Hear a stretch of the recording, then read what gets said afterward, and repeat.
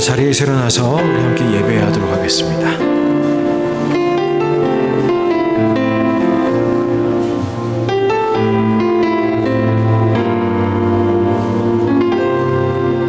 우리 모두 예배하는 자 되어 온전히 영과 진리로 주를 예배하자. 주가 우리와 함께 영원히 함께 하시고 마르지 않는 샘물로 우릴 채우시리. 우리 모두 예배하는 자 되어 온전히 영과 진리로 주를 예배하자. 주가 우리와 함께 영원히 함께 하시고 마르지 않는 샘물로 우릴 채우시리라. 우리 모두 예배하는 자 되어 온전히 영과 진리로 주를 예배하자. 주가 우리와 함께 영원히 함께 하시고 마르지 않는 샘물로 우릴 채우시리라.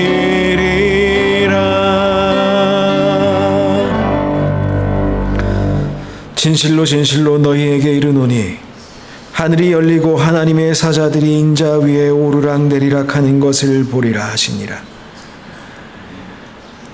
우리를 사랑하시는 하나님, 이 시간 주님께 나아가며 참으로 예배하기 위해서 우리의 마음을 새롭게 합니다. 하나님, 오늘 예배 가운데에도 주님의 은혜 부어주시고 하늘이 열리고 주님의 사자들이 인자 위에 오르락 내리락 하는 그 놀라운 광경을, 그 하늘의 영광을 이 예배 가운데 누리도록 역사하여 주옵소서. 그리하여 우리들로 하여금 예배로 인하여 살아갈 수 있는 힘을 얻게 하여 주옵시고 이 예배를 통하여 온전히 주님께 우리의 감사와 찬양과 영광을 돌리는 시간 되도록 역사하여 주옵소서. 예수님의 이름으로 기도드리옵나이다. 아멘. 찬송가 1장 함께 찬양하겠습니다.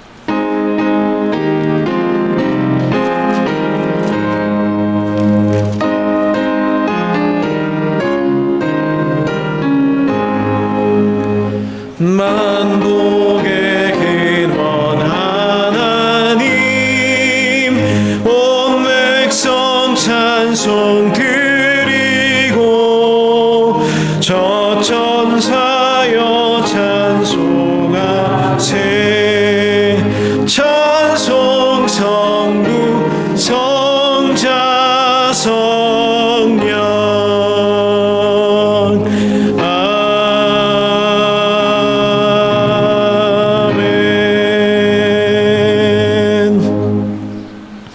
함께 참여 기도 드리시겠습니다. 사랑이 충만하신 하나님, 주님의 은혜는 한이 없으시고 주님의 사랑은 끝이 없으십니다. 그 사랑과 은혜에 힘입어 그에 덧입어 저희들이 이 시간 주님 앞에 나아왔습니다. 하나님, 주님의 사랑에 기대어 간구하오니 우리를 새롭게 하여 주옵소서. 사랑의 하나님, 지난 한 주간 이 세상에 살면서 지은 죄를 모두 주님 앞에 아뢰옵니다. 주님 앞에 나오며 기쁨으로 나아봤으나 여전히 우리의 부족함이 보이기에 주님의 은혜 없이는 저희들이 예배를 가운데 감당할 수 없기에 주님의 은혜를 주님의 은혜를 간구합니다. 참으로 주님의 영광, 주님께 영광을 돌리는 삶을 살아야 하며 또한 주님을 기뻐하며 살아야 했음에도 불구하고 우리의 삶이 참으로 주님의 영광이 되었는지, 우리의 삶이 참으로 주님으로 인한 기쁨으로 충만하였는지 돌아보게 됩니다. 하나님, 우리의 삶의 기쁨을 허락하여 주시옵시고 우리로 하여금 주님께 영광 돌리며 살 수 있도록 우리의 언행과 우리의 심사와 우리의 모습들을 주님 이 시간에 온전히 다시 한번 회복시켜 주옵소서. 말과 행동으로 이웃의 마음에 상처를 주었습니다. 위선과 치장으로 나를 속였습니다. 불신으로 불평으로 주님을 슬프게 했습니다. 주님, 자신의 분수를 모르고 허영과 욕심에 빠진 우리들을 불쌍히 여겨 주시옵시고 아버지 하나님, 남의 천지 먼저 이야기 보내 전에 자신의 고집만을 부리는 우리들을 용서하여 주옵소서. 이 세상의 불의를 보고서도 묵인하며 잠잠히 있는 우리들 용서하여 주옵시고 또한 이웃을 먼저 대접하는 대신에 항상 먼저 섬김받기를 원하는 우리들을 용서하여 주옵소서. 이제는 주님과 나만이 아는 은밀한 죄를 침묵 가운데 계속하여 자백하시겠습니다.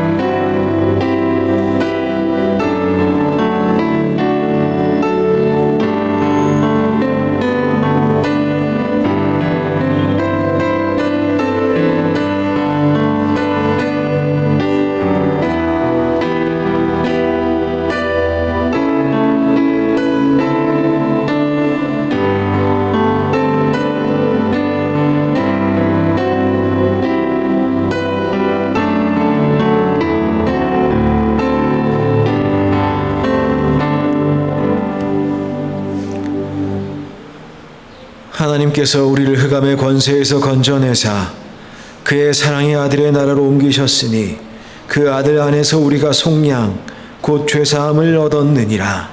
아멘. 우리를 죄악의 권세에 그냥 두지 않으시고 살리시는 예수님의 이름으로 기도드리옵나이다. 아멘. 찬송가 31장 함께 찬양하겠습니다.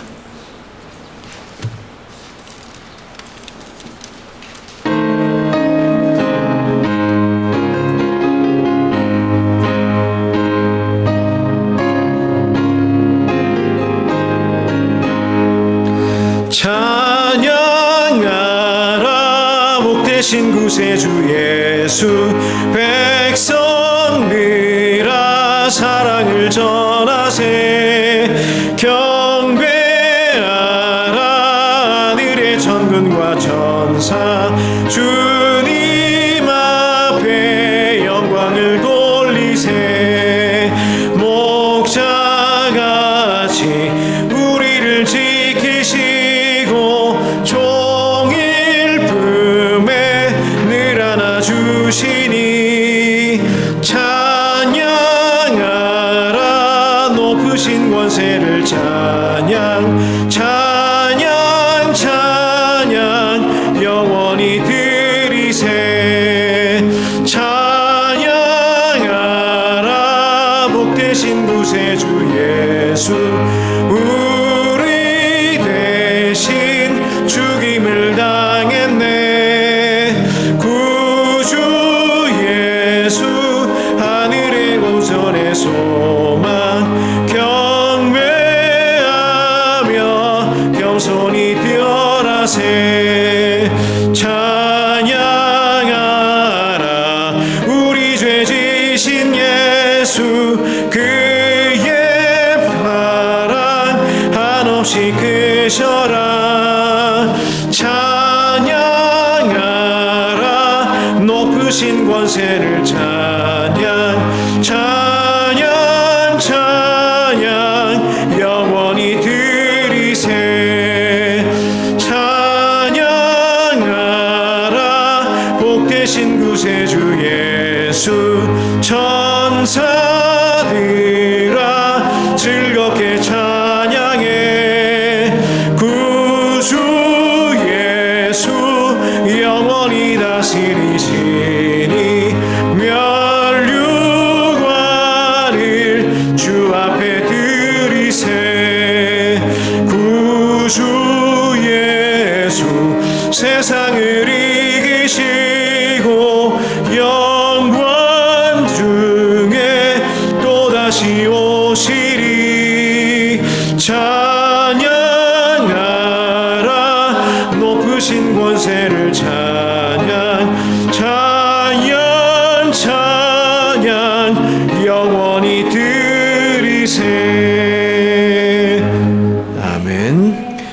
예문 30번입니다. 30번 함께 교독하시겠습니다.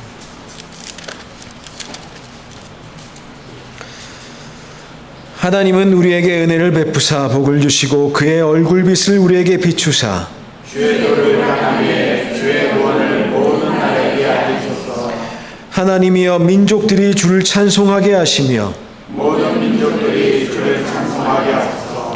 온 백성은 기쁘고 즐겁게 노래할지니 주는 민족들을 공의히 하시며 땅 위의 나라들을 다스리실 것입니다. 하나님이여 민족들이 주를 찬송하게 하시며 모든 민족으로 주를 찬송하게 하소서.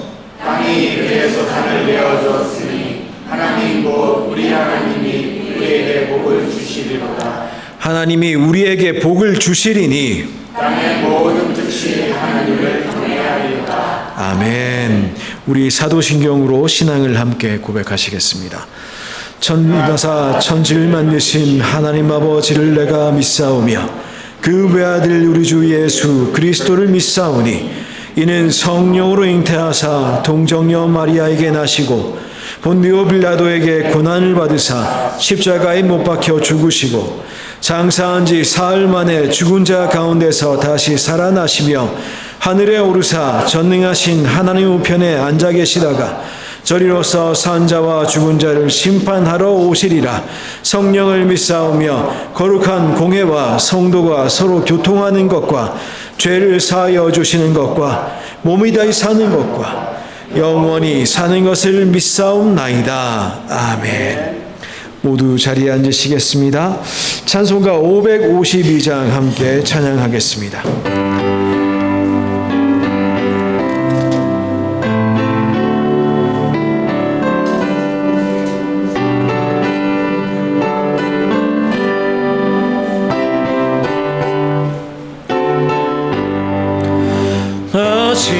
아침해가 돋을 때 만물 신선하여라.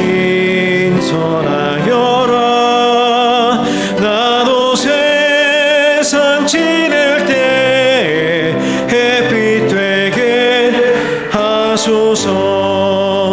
주여 나를 도우사 세월호 송 안고서 얻은 세상 지낼 때 햇빛 되게 하소서.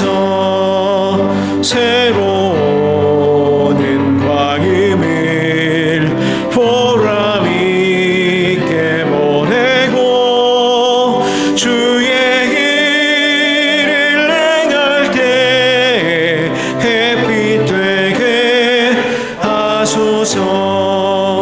주여 나를 도우사 세월호 송 안고서 얻은 세상 지낼 때 햇빛 되게 하소서. 한 번 가면 안 오는 빠른 광음 지날 때 주의 시간 맞춰서 햇빛 되게 하소서.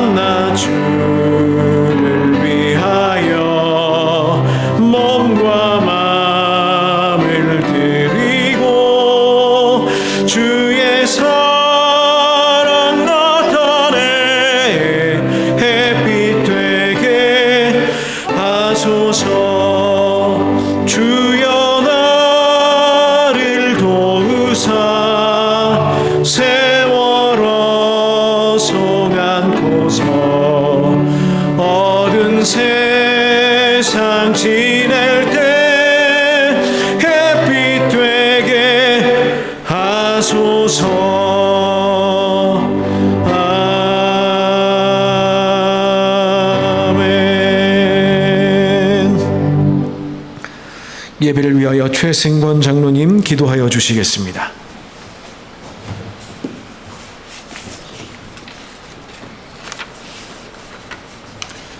저희를 불러 당신의 아들 예수 그리스도 우리 주와 더불어 교제하게 하시는 아버지 하나님, 세상으로부터 상처받고 지친 몸으로 찾아온 저희를 외면치 않으시고 저희를 품어 위로하시고 회복시키실 주님의 그 은혜에 감사드립니다.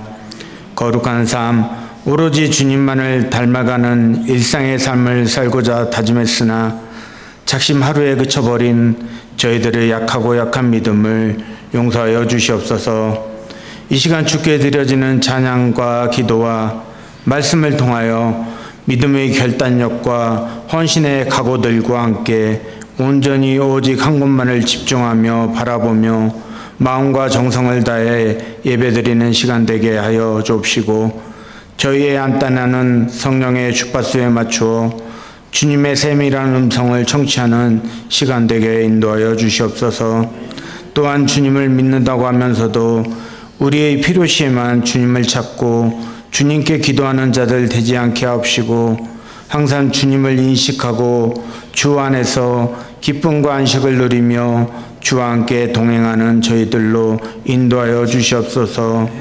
저희들의 삶은 늘 불확실한 미래이지만 여전히 우리와 함께 하시는 주 안에서 꿈과 미래의 비전을 품고 주님의 자녀로서의 삶을 묵묵히 살아가게 하시고, 혹여 좌절 가운데 있을지라도 주님이 우리를 향해 손짓하여 비추시고 계시는 희망의 등불을 보게 하여 주시옵소서. 저희 안에 정한 마음을 허락하시고 정직한 영을 부어주셔서 이웃과의 관계 속에서도 성실함과 진실함으로 교제하게 하시고, 오고 가는 말 한마디에도 위로가 되고 따뜻함을 느끼며 비차간에 사랑의 감사가 넘쳐나게 하여 주시옵소서. 육신의 질병으로 고통 중에 있는 환우들을 치유하시고 회복하셔서 주님의 만지심의 손길을 체험하게 하시고, 물질의 궁핍함 중에 있는 성도들에게도 주님의 채우심의 역사를 체험하게 하셔서 모든 성도들이 때를 따라 도우시는 주님의 그 은혜를 충만히 경험하게 하여 주시옵소서.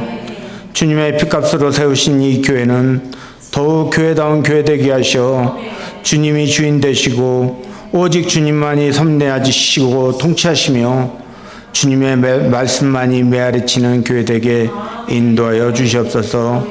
주께서 각 기간 후에 맡기신 달란트를 주인이 돌아오기까지 땅속에 묻고 기다리는 어리석인 종이 아니라 갑절의 남김으로 칭찬받는 종처럼 갑절의 남김을 실천하는 기관들로 축복하시고 인도하여 주시옵소서. 특별히 주일학교 위에 기름 부으셔서 이스라엘 백성들은 원망 가운데 고기 가마 곁에 앉아 있을 때를 회상했을 때 메추라기를 보내신 것 같이 저희들은 주께 간구하여 소망하오니 아직도 주를 모르는 어린 생명들을 보내주셔서 주일학교가 차고 넘침의 역사와 더 나아가 부모 형제까지도 주께 나오는 역사가 있게 하여 주시옵소서. 말씀 증거하실 주의 종에게 말씀의 두루마리를 먹여주시고 건강과 사역의 세마포의 에봇을 입히셔서 주님의 오시는 그날까지 주님의 나라를 이 땅에 심어나가는데 조금도 부족함 없는 목자 되게 하여 주시옵소서. 요즘 날씨가 아침 저녁으로 몹시 쌀쌀하오니 성도들의 건강을 책임져 주옵시고, 추위로 인해 우리의 몸이 움츠러든 것 같이 성도들의 믿음의 신앙은 움츠러듦이 아니라 매일매일 더 기지게 하는 저희들로 인도하여 주시옵소서. 이 모든 기도 기료 진리요 생명 되시는 우리의 구원자 되시는 우리 주 예수 그리스도의 이름으로 기도드렸습니다. 아멘.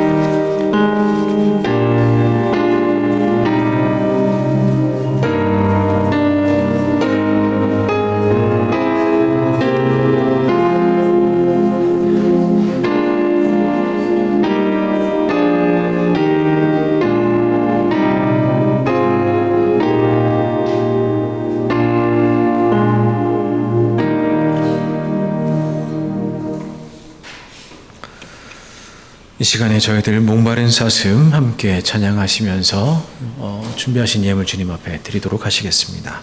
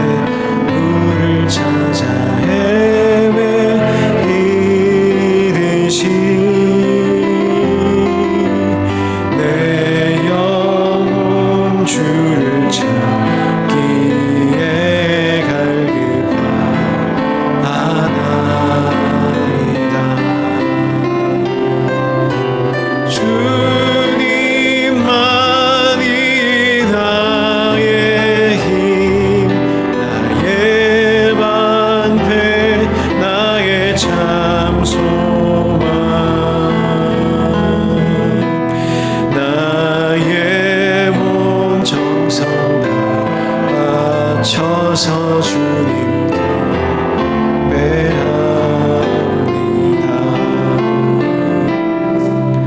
금보다 귀한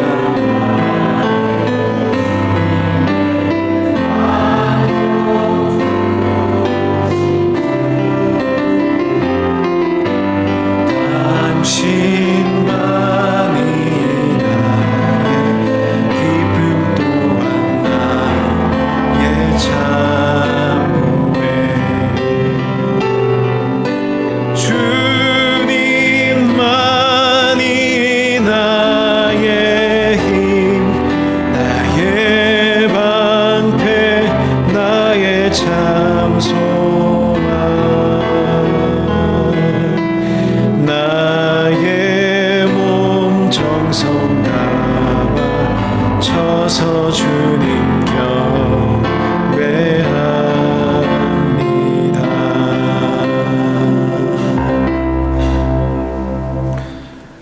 잠시나마 멕시코에서 가족이 함께 했음을 감사드립니다. 주님 더 알아가고 사랑하며 삶 가운데 살아내길 기도합니다. 시편 65편 말씀으로 넓어지고 흘려보내길 기도합니다. 주님 뜻이 이루어지게 하소서. 행복한 공간 되기를 기도합니다. 고통 가운데서도 감사함으로 신실하신 주님의 치료받고 있는 동생을 주님 치료하소서. 거룩하고 구별된 하나님의 약속된 자녀로 키워주시고 영광 받아 주시기를 기도합니다. 함께 기도하겠습니다. 사랑 많으신 하나님, 주님의 사랑은 참으로 한이 없습니다. 지난 한 주간도 주님의 사랑은 한이 없었고 주님의 은혜는 넘쳤습니다. 주님, 이 시간 주님 앞에 나아가며 우리의 연약함 가운데서도 우리에게 부어주신 주님의 은혜로 말미암아 감사하며 주님께 예물 드립니다. 이 예물 기뻐 받아주시고 주님 기뻐하시는 곳에 사용하여 주시고 아름다운 교회는 주님께서 기뻐하시는 도구가 되게 하셔서 아버지 하나님, 우리 모든 성도들이 주님의 기뻐하시는 뜻에 사용되는 귀한 주님의 종들 될 수 있도록 역사하여 주옵소서.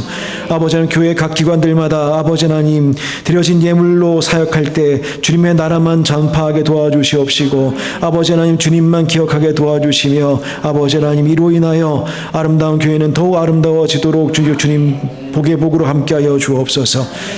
동일한 복을 우리 모든 성도들의 삶에 허락하시어서 눈물로 간구하고 주님께 매달리는 모든 기도 제목들마다 응답받게 도와주시옵시고 아버지 하나님 주님께서 부어주시는 은혜로 말미암아 모든 일들이 주님 은혜 가운데에 넉넉히 감당할 수 있는 놀라운 은총을 저희들이 주님으로부터 받을 수 있도록 좀 역사하여 주옵소서.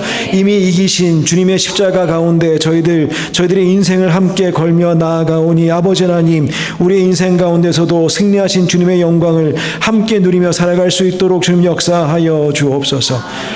참으로 기도할 때마다 주님 귀히 들어주시고 응답하여 주시고 주님 위로하여 주시고 용기 주셔서 모든 순간들마다 주님의 나라 꿈꾸며 살아갈 수 있도록 쓰러지지 아니하도록 날마다 함께하여 주옵소서. 예수님의 이름으로 기도드리옵나이다. 아멘. 네, 교회 소식 전하도록 하겠습니다. 아름다운 교회 오신 여러분들 주님의 이름으로 환영하고 또한 축복합니다. 이번 주 수요일에 그 운영위원회 모임 있겠습니다. 기억하여 주시고 각 부에 부장 되시는 분들은 꼭 참석하여 주시면 감사하겠습니다. 10월 27일에 다다음 주죠. 교육부에서 준비하고 있는 교육부의 부모 교육이 있습니다. 그래서 부모 되시는 분들은 다 참여하실 수 있는데요. 학부모만 오시라는 것은 아닙니다. 그러니까 내가 자녀가 있다 생각되시는 분들은 다 오셔도 됩니다. 다만 저기 보시면 준비한 선물이 있는데요.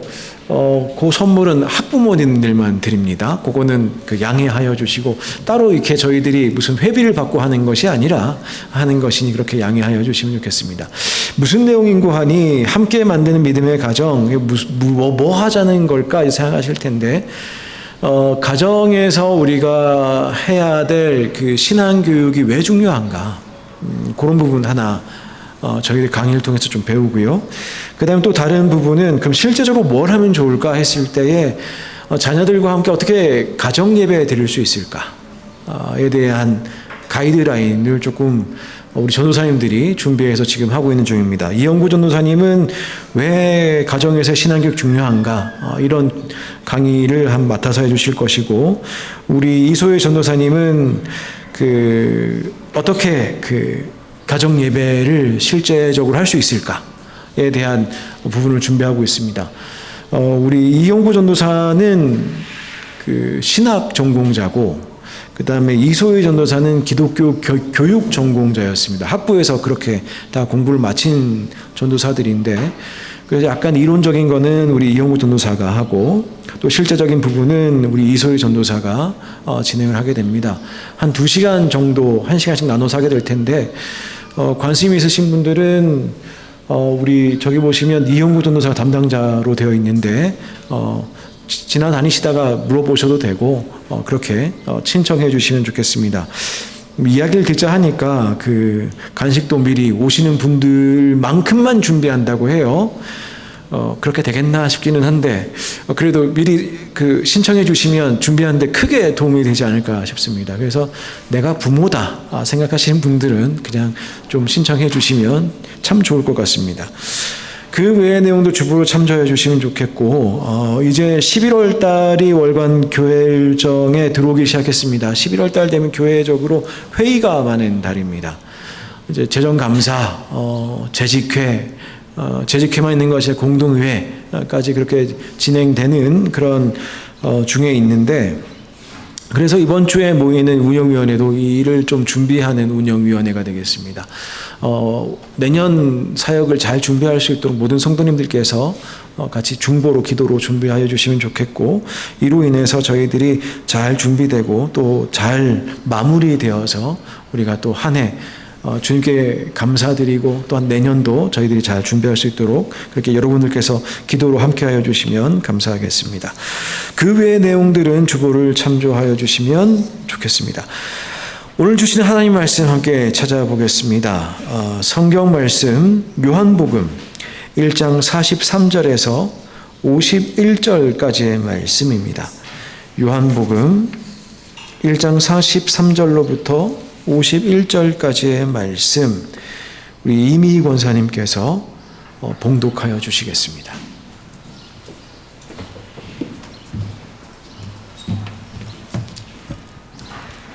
하나님 말씀 다 찾으신 줄 알고 봉독하겠습니다. 이튿날 예수께서 갈릴리로 나가려 하시다가 빌립을 만나 이르시되 나를 따르라 하시니, 빌립은 안드레와 베드로와 한 동네 베세다 사람이라. 빌립이 나다나엘을 찾아 이르되 모세가 율법에 기록하였고 여러 선지자가 기록한 그 일을 우리가 만났으니 요셉의 아들 나사렛 예수니라. 나다나엘이 이르되 나사렛에서 무슨 선한 것이 날 수 있느냐. 빌립이 이르되 와서 보라 하니라. 예수께서 나다나엘이 자기에게 오는 것을 보시고 그를 가리켜 이르시되 보라, 이는 참으로 이스라엘 사람이라. 그 속에 간사한 것이 없도다.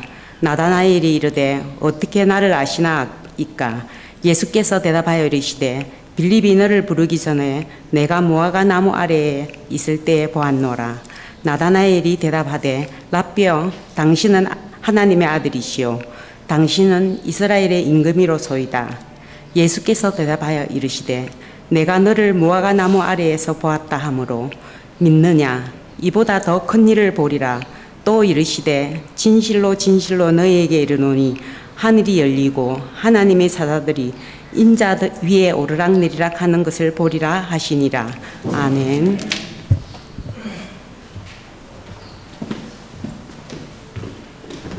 네, 우리 함께 기도하겠습니다.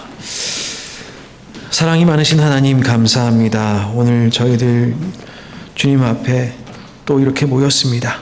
주님, 이 시간에 말씀하시고 저희들을 새롭게 말씀으로 새롭게 하여 주옵소서. 예수님의 이름으로 기도드리옵나이다. 아멘.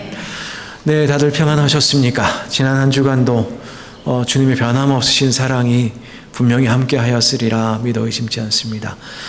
저희들 다시 한번 주님의 사랑에 감사하며 오늘 예배로 모였는데요. 오늘 말씀 지난주에 이어서 계속 예수님에 대해서 좀 집중하면서 계속 말씀을 이어가 보고자 합니다. 예수님께서는 대략 3년 정도의 공생애를 사셨다. 이제 그런 말씀 지난주에 나눴는데요. 근데 그 3년이라는 세월이 어떻게 보면 굉장히 짧게도 느껴지기도 하지만 예수님께서 굉장히 폭넓게 다니셨던 것을 생각하면, 물론 갈릴리에 굉장히 집중된 사역을 하셨지만 이 동네 저 동네로 굉장히 열심히 다니셨던 것을 생각하면 아마 많은 사람들을 만나셨으리라 짐작해 보게 됩니다. 실제로 많은 사람들이 예수님께로 왔고요. 그 중에는 좋은 관계를 맺은 사람들도 있을 것이고, 그 중에는 그 불교식으로 따지자면 좀 인연이 좀 악한 인연을 만난 그런 경우도 있을 수 있겠습니다. 어렸을 때부터 동네 사람으로 알던 사람들, 동네에서 배척받기도 하시고 그러셨기 때문에 그 배척의 강도가 어땠을까 짐작해 보면 좀 악한 관계에 있던 사람들도 있지 않았을까 싶습니다. 이런 말씀 드리는 것은 오늘 저희들은 요한복음 1장의 이야기로 저희들 말씀을 나누는데요. 1장은 그야말로 큰 우주적 차원에서 예수님이 어떤 분이신가를 설명하고 예수님이 처음 제자들을 어떻게 만나셨던가를 우리에게 알려주는, 그렇게 설명해주는 장입니다. 다른 공간복음서에서는 이제 베드로를 만나거나 요한과 야고보를 만나거나 하실 때 그때 이제 그 그물에 물고기가 가득하고 그럴 때 베드로가 주님 저를 떠나십시오. 저는 죄인입니다. 이렇게 예수님 만나고 제자들이 되는 장면을 봅니다만은 오늘 장면에서는 그런 부분은 약간 생략이 되어 있고 이제 나다나엘을 만나셔서 예수님께서 하시는 말씀이 조금 더 강조되어 있는 것으로 1장이 마무리되어 있습니다. 그래서 나다나엘과 만나신 예수님의 모습을 보면서 예수님께서 우리를 여전히 제자로도 부르고 계시는데 예수님은 자신을 어떻게 우리에게 소개하시는가, 제자로 살기 원하는 우리들에게 예수님께서는 자신을 어떻게 소개하시는가, 오늘 본문을 통해서 좀 함께 살펴보고 싶습니다. 나다나엘이라는 사람이 사실 저희들이 그렇게 자주 기억하는 이름이 아닙니다. 예수님의 12제자 이름 혹시 다 아시나요? 써보면 좀 빠지는 사람들이 가끔가다 있어요. 빠지는 건 기억을 못해서 이제 그런 것인데, 가끔가다 쓰다 보면 12명인데 왜 13명이 되지? 가끔가다 14명이 되기도 그렇습니다. 가끔가다 13명이 된 경우를 들여다보면 쓰시다가 시몬도 쓰고 베드로도 쓰고 이제 그런 분도 가끔가다 계시긴 계세요. 시몬이 베드로입니다. 네, 게바, 베드로 이름이 3개예요. 자, 그런데 그 중에 흔한 실수 중에 하나가 뭐냐면은 나다나엘과 바돌로메를 같이 쓰는 거죠. 나다나엘이 바돌로메입니다. 그러니까 이 부분이 이제 가끔 가다가 쓰다 보면 이제 13명이 되는 아주 주된 이유 중에 하나가 이제 바돌로메와 나다나엘이 같은 사람인 걸 모를 때 가끔은 다 있습니다. 근데 두 분 다 합쳐도 공간복음부터 사도행전에 이르기까지 그렇게 자주 나오는 이름은 아닙니다. 근데 요한복음 1장에서 예수님이 제자를 부르시는 장면에 이 나다나엘과의 대화를 굉장히 중요하게 우리 사도 요한께서는 다루고 있음을 저희들이 볼 수 있겠습니다. 나다나엘은 나중에 어디까지 갔느냐, 전승에 따르면 빌립과 함께 아시아 지역을 선교를 했었고, 빌립은 나중에는 히에로폴리스에서 순교하였고, 나다나엘은 거기 더 멀리 가서 페르시아 지방까지 갔다. 그런 전승이 있습니다. 거기 순교했다. 그런 이야기가 있습니다. 가장 멀리 간 사람은 아마 그 인도까지 갔다는 도마일 것이고, 또 다른 경우는 이제 나다나엘인데, 나다나엘 오늘 본문을 보시면 약간은 시니컬한 모습도 분명히 보입니다. 나사렛에서 무슨 선한 게 있지? 라고 했던 그 사람이 예수님이 땅끝까지 가라고 하셨을 때에 가장 멀리까지 가서 복음을 전한 그런 제자 중에 한 사람으로 변화한 것을 저희들은 알 수 있습니다. 그랬을 때 예수님과 만났던 그 장면에 예수님께서 하신 말씀이 얼마나 큰 도전이 되었을까 저희 생각하며 오늘 말씀 저희들이 한번 보면 좋겠습니다. 빌립에게 예수님은 나를 따르라고 말씀하신 것이 오늘 장면에서 등장하기 시작합니다. 빌립은 안드레와 베드로와 한 동네 베세다 사람이다라고 합니다.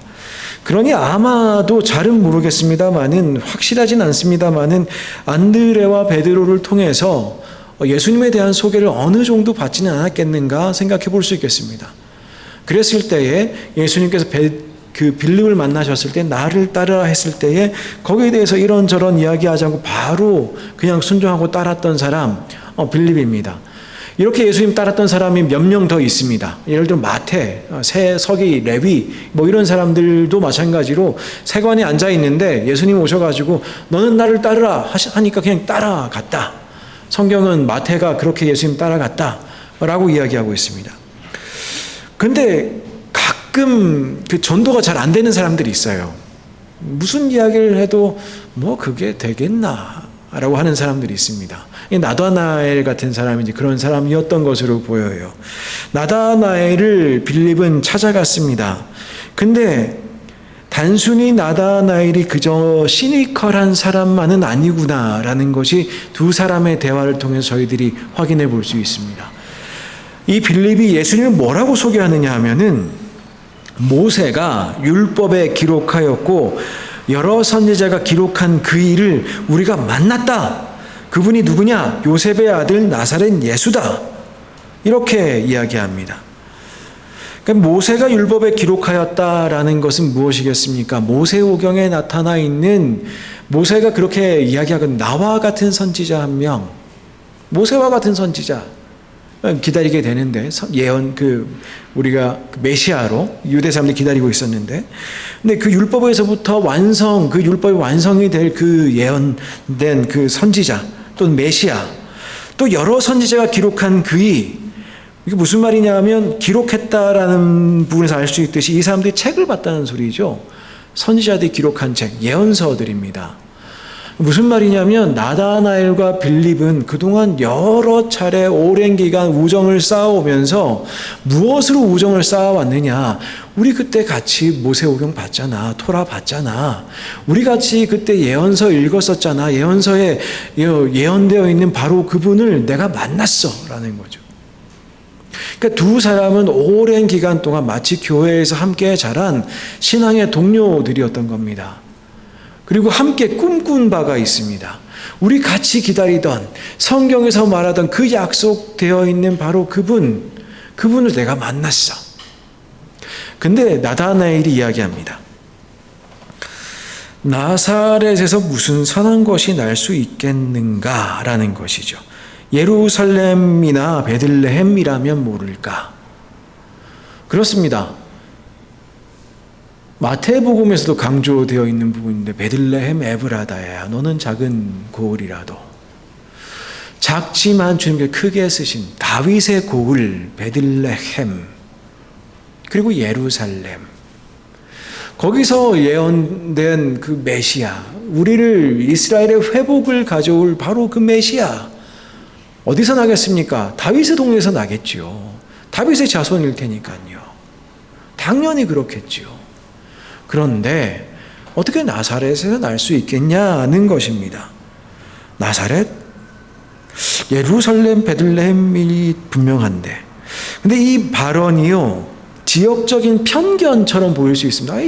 나사렛 그 어두운 동네인데 그 예전에 북이스라엘 지역이고 우리가 살긴 하지만 여기 뭐가 있겠어. 여기 우리가 지금 살고 있는 이유는 나사렛 지역에요 예전에 대대적인 로마로 인한 재개발이 이루어졌던 지역이 나사렛 지역이었습니다. 위에 세포리아라든지 또 해변가로 가게 되면 여러 가이사랴 빌립보라든지 이런 지역들이 아주 그냥 재개발되면서 인구가 많이 모여드는 그런 지역이었단 말입니다.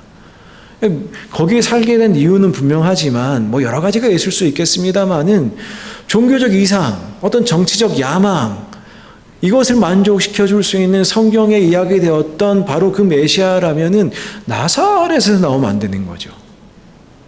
이러한 만약 그런 분이라면 당연히 저기 예루살렘에서 혹은 베들레헴에서 나야 되는 것이죠. 그러니까 단순한 지역적 편견이 아니라 나다나엘은 오히려 어쩌면 구약과 유대교 전통에 대해서 해박한 지식을 가지고 있는, 우리가 만약 메시아를 기다려야 한다면 이것이야 라는 의견을 가질 수 있는 그런 사람이었던 것일 것입니다. 끝끝내 빌립은 어떤 이론적인 이야기로, 신앙적인 이유로 설득하진 못한 것 같습니다. 우리도 누구 전도할 때 그렇잖아요. 좀 가보자. 결국 여기로 이어지지 않습니까? 예수님 믿어야지. 교회 가서 우리 복 받아야지. 뭐 그런 이야기 아무리 해봐야 씨알도 안 먹힐 때 있어요. 마지막으로 그래도 좀 가보자. 그래도 좀 가보자. 그렇게 이제 전도를 하게 되는 때가 많은데 지금 이제 그런 상황입니다. 그런데 그 이야기를 듣고 일단 와서 보라. 네가 지금 생각하고 있는 것, 그렇게 판단할 수 있는 이유도 있겠지만 실망하지 않고 빌립은 끝끝내 이렇게 초대를 합니다. 예수님에 대해서 약간 시니컬하게 반응했던 나다나엘이 왜 예수님을 만나봐야겠다고 생각했는지는 정확히 모르겠습니다. 아마 빌립과의 친분 때문에, 아니면 그래도 우리 동네에 베드로라는 사람도 따라가고 안드레라는 사람도 따라가고 그렇다고 하는데 나도 한번 가보기는 가봐야겠다고 생각한 것인지 그건 모르겠지만, 어쨌든 이 대화를 통해서 나다나엘은 예수님을 만나보아야겠다고 생각을 한 것 같습니다. 그런데 그렇게 생각하게 된 과정을 가만히 들여다보면 나다나엘은 이 이스라엘의 회복과 이스라엘을 다스리실 그 왕에 대한 기대가 충만했던 사람으로 그렇게 생각이 됩니다. 근데 그 다음에 47절부터가 문제인데요. 예수님이 나다나엘을 오는 것만 딱 보시고 말씀을 하십니다. 보라, 이는 참으로 이스라엘 사람이다. 그 속에 간사한 것이 없다. 예수님이 그렇게 평가하시거든요. 아직 이야기를 나눠보기 전입니다. 근데 예수님께서는 나다나엘이 그에게 오시는 것만 보고 뭐라고 말씀하시느냐? 저는 참 이스라엘 사람이다. 참 이스라엘이라는 표현은 나중에 바울도 사용하는 표현인데, 누가 진짜 이스라엘이냐? 율법에 매여 있는 사람들이 정말 이스라엘이냐? 아니면 예수님 믿고 공동체로 모여 있는 이 사람들이 진짜 이스라엘이냐? 진짜 유대인은 누구냐? 그런 이야기를 한단 말입니다. 근데 예수님께서 그와 비슷한 단어로 참으로 이스라엘 사람이다. 참으로 이스라엘 사람이다. 그 속에 간사한 것이 없다. 위선적인 게 없다. 그렇게 선포하셨단 말입니다. 예수님께서는 빌립에게서 나다나엘이 어떤 사람인지를 조금 들으셨을 수도 있겠습니다. 예수님, 제가 좀 이따 친구 데려올 건데요. 아주 좋은 친구예요. 그렇게 물론 그 전에 이야기가 있었을 수도 있겠어요. 근데 그거 가지고 예수님께서 저 사람 진짜 이스라엘 사람이다. 참 이스라엘 사람이다. 그렇게 말씀하실 분이 아니거든요. 예수님이 그렇게 칭찬하신 일이 별로 많지가 않습니다. 사람 보고요, 딱 첫인상 보시고요, 그거 보고 칭찬하신 경우가 정말 뽑는데 그 중에 하나입니다. 대부분 그 사람들이 어떻게 하는가, 어떻게 고백하는가, 또는 어떻게 그 사람 믿는가를 보시고 그 믿음을 보시고 칭찬하셨지, 그냥 오는 거 보면서 그 사람 그냥 인정하신 경우가 많지 않았어요. 나다나엘이 깜짝 놀랍니다. 왜냐하면 실제로 그렇게 칭찬하기 쉽지 않거든요. 물론 우리도 사람을 누군가를 만날 때에 첫인상 때문에 그 사람 판단할 때가 있어요. 아, 저 사람 좋아 보인다, 나빠 보인다. 그 나빠 보일 때 있는 그 좀 쎄한 기운, 그런 거 있죠. 근데 그런 것도 느끼려면 말을 좀 나눠봐야 되는 것 아니겠습니까? 나다나엘이 놀랍니다. 어떻게 저를 아십니까? 왜냐하면 본인이 생각해온 이상과 너무나 다 있었던 말이었던 것 같습니다. 진짜 이스라엘 사람이다. 간사한 게 없다. 아마 그것을 꿈에 두고 이상을 두고 그렇게 살려고 애를 썼나 봅니다. 주님, 아직 주님이란 단어 안 넣었지만 예수님, 어떻게 저를 아십니까? 다시 한번 예수님께서 말씀하십니다. 네가 무화과 나무 아래에 있을 때 빌립이 너를 부르기도 전에 내가 이미 그때 봤다. 나다나엘이 대답합니다. 랍비여, 당신은 하나님의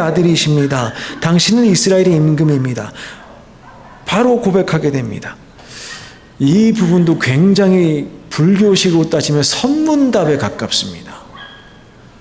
내가 너를 무화과 나무 아래에 있을 때 봤다. 당신은 이스라엘의 왕이시군요. 도대체 무슨 말이 왔다 갔다 했을까요? 도대체 무슨 말이 왔다 갔다 했을까요? 자, 이 대화가 굉장히 압축적이고 상징적입니다만은 사실 나다나엘의 이 말은 초기 기독교가 늘상 하던 예수님에 대한 신앙 고백이었습니다. 주님은 하나님의 아들이시요 이스라엘의 왕이십니다.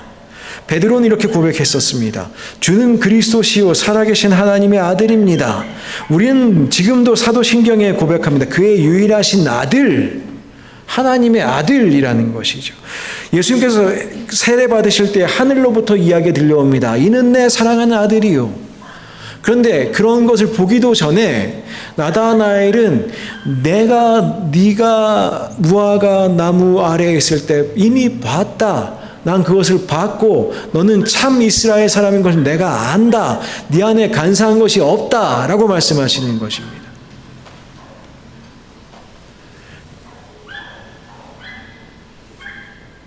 무화과 나무 아래에서 봤다. 우리 정확히 그게 무슨 뜻인지 사실은 모릅니다. 그냥 어쩌면 나다나엘이 무화과 나무 아래 기도하고 있을 때 예수님 지나가시다 보셨을 수도 있습니다. 나다나엘은 몰랐겠지만 그 전에 공생애 전에 30년이라는 세월이 있지 않았겠습니까? 예수님 어쩌다가 보셨을 수도 있지요. 근데 사실 무화과 나무 아래에 있다라는 표현은 회복된 이스라엘이라는 표현입니다. 이스라엘이 회복되었을 때에 모든 사람들은 각기 자기 무화과 나무 아래, 자기 감람 올리브 나무 아래, 자기 포도나무 아래에서 있을 것이다. 예언서는 그렇게 이야기해 주고 있거든요.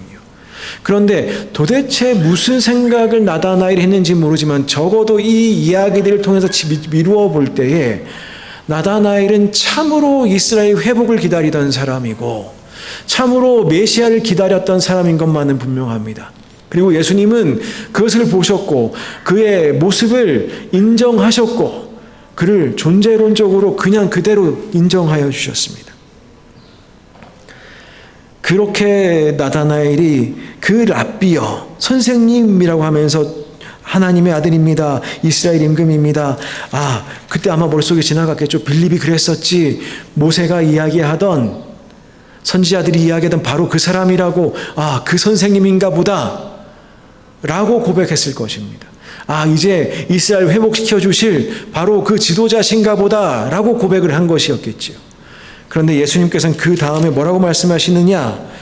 내가 너를 무화과 나무 아래서 보았다 함으로 믿느냐? 이보다 더 큰 일 보리라. 또 이르시되 진실로 진실로 너희에게 이르노니 하늘이 열리고 하나님의 사자들이 인자 위에 오르락 내리락 하는 것을 보리라 하시니라. 아멘. 우리가 예수님을 만나고 예수님을 믿게 되었을 때 원하는 변화가 있습니다. 내 인생이 좀 바뀌었으면 좋겠고 우리 가정이 좀 바뀌었으면 좋겠고 혹은 어떤 사회적인 정치적인 야망이 있을 수 있습니다. 예수님 통해서 이 사회가 좀 제대로 좀 바뀌었으면 좋겠다. 아니면 통치하는 사람들이 좀 정신 차렸으면 좋겠다. 좀 말씀 좀 잘 들었으면 좋겠다. 우리가 기대하는 어떤 변화가 분명히 있습니다. 술 마시던 사람이 술로 떠나고 담배 피던 사람이 담배 그만 끊고 늘 바람 피던 사람이 바람을 이제 안 피고 예전에 우리 처음에 기독교 받아들일 때 이제 그런 변화, 생활의 변화 우리 정말 열심히 강조했거든요. 우리가 바라는 그런 변화도 분명히 있을 것입니다. 마치 무화과 나무 아래에서 우리 민족을 언제 회복시켜 주십니까? 라고 이야기하는 어떤 정치적 야망과도 같은 예수님을 만났을 때 기대한 어떤 소망들이 우리에게도 있을 수 있습니다. 근데 예수님께서 나다나엘을 부르실 때 뭐라고 말씀하시느냐? 네가 그것 때문에 나를 믿느냐? 더 큰 거를 보게 될 것이다. 더 큰 것을 보게 될 것이다. 우리가 예수님 만날 때에 우리가 기대하는 변화가 분명히 있어요. 근데 예수님께서는 우리에게 그것보다 더 큰 변화를 주고 싶어 하세요. 진실로 진실로 너희에게 이르노니 요한복음에 여러 번 반복됩니다. 세어보면 20번 나옵니다. 진실로 진실로 너희에게 이르노니. 이건 공간복음에는 잘 나오지 않는 표현인데 사도 요한께서 정말 좋아하시는 표현이에요. 영어로 번역해서 보면 영어는 뭐라고 이야기하고 있느냐? I will tell you the truth 라고 이야기합니다. 내가 이제 진리를 이야기해 주마. 근데 이것도 사실은 제대로 된 번역은 아니에요. 느낌은 좀 다가옵니다만은 진실로 진실로 너에게 이르노니 라는 표현이 가지고 있는 무게감을 제대로 표현하기는 어렵습니다. 근데 만약 제가 이 표현을 그리스어로 읽어드리면 바로 느끼실 거예요. 왜냐? 우리가 아는 단어거든요. 아멘, 아멘입니다. 진실로, 진실로, 아멘, 아멘, 너희에게 이르노니. 그렇게 될 거야. 진짜로 그렇게 될 거야. 나를 만난 너희들은 하늘이 열리는 경험을 할 것이고 예수님을 바라보는 자들은 하늘로부터 내려오는 천사들이 왔다 갔다 하는 이 땅과 이 하늘이 연결되어 있는 그 장면을 보게 될 것이야. 아멘, 아멘. 아멘, 아멘. 이게 자그마치 20번이나 요한복음에 등장합니다. 아멘, 아멘, 레고, 휘민, 뭐 이런 표현인데요. 레고는 내가 말한다. 휘민은 너희들에게 반드시 이거는 단수로 나오지 않고 복수로 나옵니다. 앞에 듣는 사람 지금 누굽니까? 나다나엘이지요. 근데 20번 다 빠짐없이 복수로 너희들에게 내가 아멘, 아멘 말한다. 그러면 예수님께서 제자를 부르실 때에 앞에 이야기들 다 생략하고 나다나엘의 이야기를 지금 요한을 하고 있는데 예수님께서 뭘 정말 우리에게 주고 싶으셨는가? 예수님을 우리가 만났을 때 우리가 봐야 될 것이 무엇인가? 경험해야 될 것이 무엇인가? 무슨 복을 누릴 것인가? 하늘이 열리는 경험입니다. 예수님을 통해서 우리의 삶은 여전히 동일해 보이는데 예수님을 바라볼 때에 하늘 문을 여시고 우리를 바라보시는 그분의 손길, 그분의 눈길을 느끼는 것, 바로 새롭게 살아가는 신앙인 것이죠. 복음서에서 나오는 하늘을 단순히 높이 있는 어떤 공간이라고 보시면 안 됩니다. 2000년 전의 세계관을 우리가 다시 한번 생각해 보아야겠죠. 지극히 거룩한, 우리가 도무지 이 땅을 살아가며 경험할 수 없는 그 거룩함의 공간, 하늘입니다. 우리는 다가갈 수 없는데 도저히 우리는 이룰 수 없는 거룩함인데 그 하늘이 열리고 그 하늘에서 천사들이 왔다 갔다 합니다. 그리고 그 위에 누구를 위에 올라갔다 갔다 하니 인자 위에, 그 인자가 누구십니까? 예수님이시지요. 예수님께서는 그래서 여기서 종말론적으로 살아가는 것이 무엇인지 첫 제자를 부르실 때부터 우리에게 말씀하여 주십니다. 예수님을 만날 때 우리가 사는 세상은 본질적으로 변화합니다. 그냥 우리가 버려진 존재가 아니고 죄악에 던져진 존재가 아니고 예수님을 바라볼 때 하늘은 열리고 주님께서 복을 부어주시고 그 천사들이 왔다 갔다 하는 그 인생을 살아가는 것으로, 외롭지 않고 두렵지 않은 공간을 살아가는 것으로 우리는 그렇게 새로운 생명을 누리며 살아가게 되는 것입니다. 하늘이 열린다는 것은 우리로서는 도저히 알 수 없는, 우리로서는 도저히 경험할 수 없는 거룩함과 온전한 생명의 공간을 의미하는 것입니다. 그것이 우리가 예수님을 만나고 바라볼 때에 우리 위에 열리고 우리는 그 하늘을 바라보게 됩니다.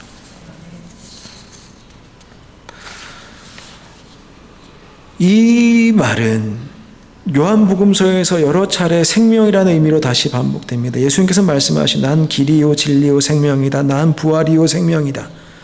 교회 밖의 사람들은 도무지 알 수 없고 인정할 수도 없습니다. 예수님 이후에도 여전히 사람은 죽어갑니다. 2000년 전에 예수님 왔다 가셨는데 여전히 세상에는 불행이 있습니다. 여전히 세상에는 아픔이 있고요. 여전히 재난이 있습니다. 예수님 믿으면 우리 인생살이에서 시시콜콜하게 아니면 크게 일어나는 모든 문제가 다 사라지는 것도 아닙니다. 구원받았다고 하는 외관으로 보이는 어떤 객관적 증거조차 없습니다. 내적 증거, 믿음이 우리에게 증거가 되죠. 그것조차 없습니다.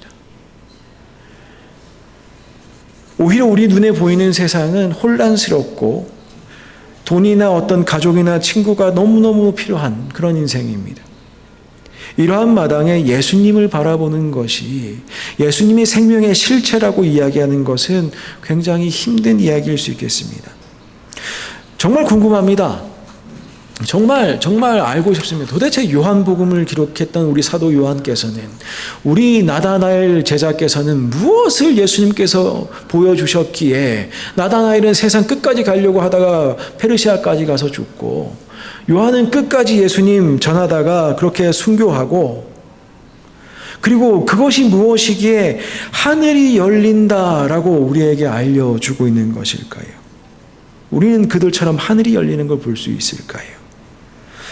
하나님의 사자가 인자 위에 오락내리락 한다는 것, 묵시론적이고 종말론적 표현입니다. 마지막 때에 세상에 오셔서 우리를 심판하실 일을 우리는 인자라고 구약에서부터 불러왔습니다. 바로 복음서 기자 요한께서는 예수 그리스도에게서 묵시적이고 종말론적 구원이 발생했다고 지금 이야기하는 것입니다. 예수님께서 이 땅에 오신 이유는 우리가 가지고 있는 이상과 우리가 가지고 있는 목적과 우리가 원하는 변화를 이루기 위해서가 아니라 주님께서만이 주실 수 있는 종말론적 구원을 우리에게 주신다는 것입니다. 우리가 신앙생활을 하면서 종말론적 관점을 상실할 때 우리의 삶은 이상해집니다. 우리가 신앙생활을 오래 하면서도 예수님의 사건이, 십자가의 사건이, 부활 사건이, 그분의 승천이, 그분의 다시 오심이 실질적으로 우리에게 다가오지 않는 것은 우리가 종말론적으로 주님을 보지 않기 때문입니다. 예수님을 봤을 때 하늘이 열리는 경험을 하지 않기 때문입니다. 세상이 두렵기 때문입니다. 지금 내가 어떻게 사는 것이 멋지게 사는 것인지, 어떻게 칭찬받으며 사는 것이 보람된 것인지를 생각합니다. 그게 이상한 게 아닙니다. 그게 정상적인 겁니다. 그런데 예수님 믿는 사람은 조금 이상해집니다. 그들에게는 열린 하늘이, 왔다 갔다 하는 천사가, 예수님이 보이기 때문입니다. 우리는 언제 예수님 다시 올지 모르죠. 언제 오실지 모르죠. 10,000년 후에 오실까요? 20,000년 후에 오실까요? 인간이 지구의 종말을 재촉하고 있는데 예수님은 언제 오실까요? 내일이라도 오실까요? 근데 분명한 것은 우리에겐 다 종말이 있습니다. 그 누구도 피해가지 않습니다. 제가 10년 더 살지 20년 더 살지 몰라요. 열심히 살고는 있습니다. 아침에 일어나 운동도 하고요. 잘 살아보려고 애를 씁니다. 하지만 우리는 다 제한된 시간 안에 살아갑니다. 누구나 그렇습니다. 어떻게 사는 게 정말 신앙적으로 사는 걸까요? 어떻게 예수님 바라보아야 될까요? 여러분이 예수님 보실 때 하늘이 열렸으면 좋겠습니다. 이 세상에 영원한 것은 없습니다. 성경에 나와 있는 바벨론, 아시리아 다 망했습니다. 미국은 몇 년이나 더 갈까요? 러시아는 몇 년이나 더 갈까요? 중국은 몇 년이나 더 가고 한국은 몇 년이나 더 갈까요? 우리는 몇 년이나 더 살까요? 이 세상에 영원한 것은 없습니다. 개인과 사회와 국가도 모두 다 종말을 맞이합니다. 주님 시야 앞에서 그 모든 것들이, 우리가 그렇게 대단해 보이는 것들이 하늘이 열린 경험하는 사람들에게는 그것이 다가 아님을 알게 되는 순간이 옵니다. 종말론적 세상 시각으로 세상을 본다는 의미는 종말론적 하나님의 심판과 그 능력이 이미 이 세상에 이루어지고 있다는 것을 볼 수 있다는 것을 의미하는 것이죠. 그 하나님 나라가 실제로 우리에게서 경험되면 우리는 어떻게 되겠습니까? 복음서에서 그렇게 이야기합니다. 그런 경험이 실제로 있을 때에 밭에 묻힌 보물을 발견한 사람이 자기 재산 다 팔아서 그 밭을 사려는 것처럼 살 것이다 라고 이야기해요. 천국은 그런 것이다 라고 이야기합니다. 하늘이 열리고 그 주님 만난 사람들은, 그 예수님 만난 사람들은 내가 가진 모든 것, 내 건강, 내 재물, 내가 가진 지식, 그게 아니라 이 밭을 사기, 이 보물을 누리기 위해서 인생 살아간다 라고 복음서는 우리에게 이야기합니다. 여러분들에게는 하늘에 열린 경험이 있으십니까? 있지요. 잊고 말고요. 그걸 좀 우리 계속 바라볼 수 있어야 되지 않겠습니까? 주님께서 나다나에게 말씀해, 너 그것 때문에 나를 믿느냐? 더 큰 거 볼 거야.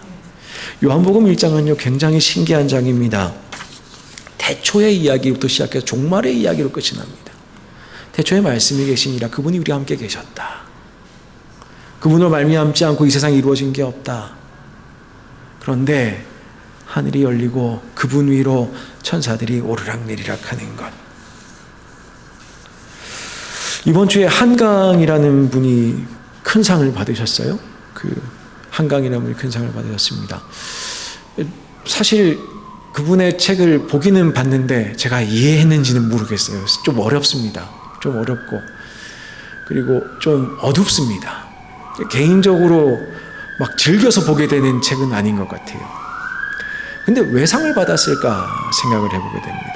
저는 개인적으로요, 좀 마음이 따뜻해지는 소설이나 시를 좋아합니다. 물론 이제 뭐 이상도 읽고 뭐 그렇긴 합니다만은 저희 집에 그 한강 선생의 그 시집 한 권이 제가 가지고 있는 게 있어서 지난주에 다시 봤죠? 다시 우울해졌습니다. 어떻게 글의 힘이 대단해요. 아무튼 그렇습니다. 대단한 책입니다. 다시 우울한 마음에 어떻게 세상을 이렇게 볼까. 저는 개인적으로 좀 따뜻한 글을 보고 싶어 하는데 예를 들어 뭐 박완서 선생님이나 아니면 그 박경리 선생님이나 김약국의 딸들 뭐 이런 너무너무 아름답고 좋은 책들이죠. 문장도 아름답고. 근데 한강 선생님께서 상을 받으신 이유는 분명합니다. 세상이 그렇기 때문이에요.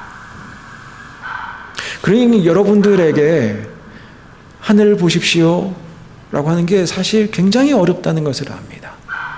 하늘이 열리는 경험을 하십시오라는 것이 굉장히 어렵다는 것을 압니다. 세상에 아이러니가 얼마나 많은지, 패러독스가 얼마나 많은지, 얼마나 우리가 가끔 가다가 마음이 얼마나 자주 무너져 내리는지.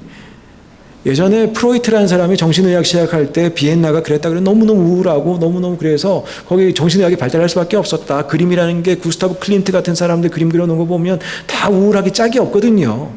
뭐 화려한데 우울해요. 근데 비엔나만 우울한 게 지금 전 세계가 비슷한 것 같아요. 역으로 굉장히 그 하늘이 열리는 경험하기 어렵지만 우리에게 꼭 필요한 경험이 무엇일까? 정말 이 세상 가운데 그리스도를 살기 위해서 꼭 필요한 실존적 경험이 무엇일까? 예수님 만나고 이 세상이 두렵지 않고 하늘이 열려서 주님이 우리와 함께 계시다는, 여전히 우리는 종말을 향해 달려가고 있지만 주님께서 우리를 버리지 않으시고 함께하고 계시다는 바로 그 놀라우신 은혜의 경험 말입니다. 너무너무 필요합니다. 너무너무 필요합니다. 정치적인 변화, 어떤 사상적인 변화, 어떤 우리 가정의 변화 필요하지요. 필요하지만 주님께서는 그것보다 더 여러분에게 주실 수 있음을 기억하십시오. 그 하나님 볼 수 있을 때 우리 간구하죠. 건강해졌으면 좋겠습니다. 주님 외롭습니다. 외롭지 않았으면 좋겠습니다. 주님 요즘 좀 재정적으로 힘듭니다. 가난하지 않았으면 좋겠습니다. 그런데요, 꼭 건강해져야, 외롭지 않아야, 가난으로도 벗어나야 그 경험하는 거 아닙니다. 동일하게 부어주시는 주님의 놀라우신 사랑이 여러분의 삶 가운데 예수님을 통해서 풍성하시기를 축복합니다. 주님의 사랑은 한이 없으십니다. 끝이 없으십니다.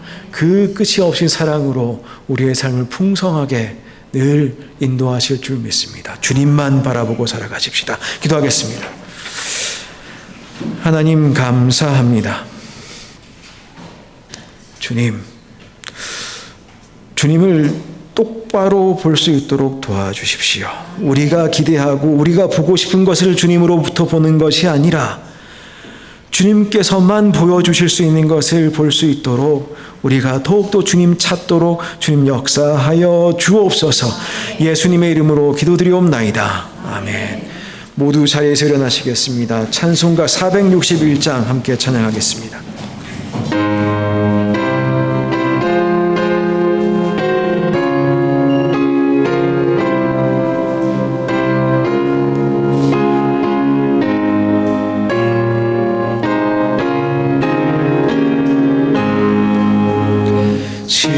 십자가를 질 수 있나 주가 물어보실 때 죽기까지 따르오리. 성도 대답하였다.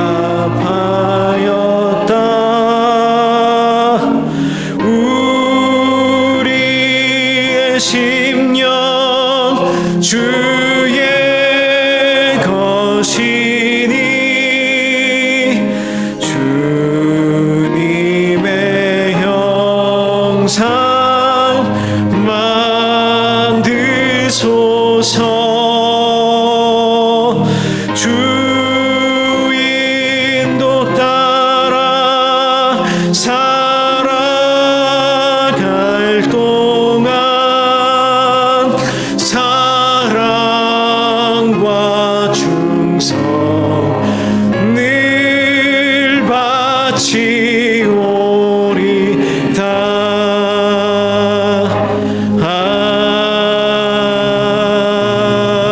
아멘. 파송의 말씀드립니다. 주님께서 우리를 참으로 기다리고 계신 줄 믿습니다. 주님께서 늘 우리를 초대하고 계신 줄 믿습니다. 주님께서 늘 우리의 문을 두드리고 계신 줄 믿습니다. 그 주님 만나시고 그 주님과 동행하시고 참으로 천국의 복락을 누리시면서 이번 한 주간도 이 세상 가운데 참된 승리자로 살아가시는 우리 모든 성도님들 되시기를 주님의 이름으로 축복합니다. 이제는 우리 주 예수 그리스도의 은혜와 하나님 아버지의 크나크신 사랑과 성령님의 친밀하신 교제가 이 자리를 나서며 오직 예수님 바라보고 그 예수님을 통해서 우리에게 부으시는, 우리와 함께 하시는 성령님과 동행하며 하늘 복락을 누리며 살아가기로 그렇게 기대하며 소망하며 다짐하며 나아가는 모든 성도들 위해, 그들의 가정과 일터 위에, 그들의 자녀들 위해, 이 땅 멕시코 위에 이제부터 영원까지 함께 계시옵기를 간절히 축원하옵나이다. 아멘.